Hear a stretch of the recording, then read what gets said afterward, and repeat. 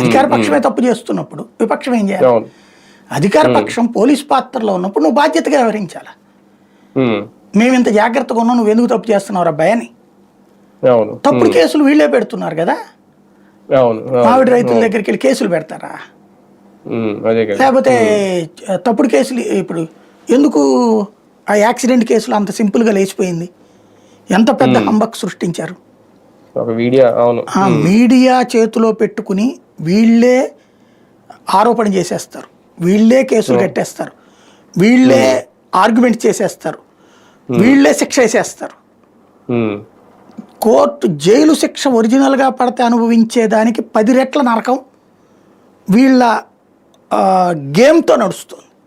10 రెట్ల శిక్ష వీళ్ళు వేస్తుంది. అది కడుపు రగులు ఉంటున్నారు వాళ్ళు. ఎలాగో క్యారెక్టర్ అసాసినేషన్ చేసేటప్పుడు బొక్క పొయ్యి అంటున్నారు వీళ్ళంతే.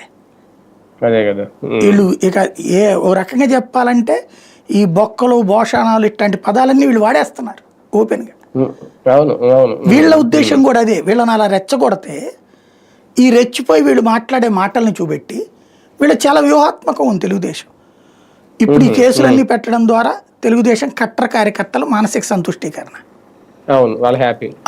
ఇదివరకు చంద్రబాబు నాయుడు గారు పెద్ద రకంగా ఉండేవాడు, ఆయన పద్దాక అట్ట చేయడం వల్ల మేము ఇరుక్కుపోయేవాళ్ళం. రాజశేఖర్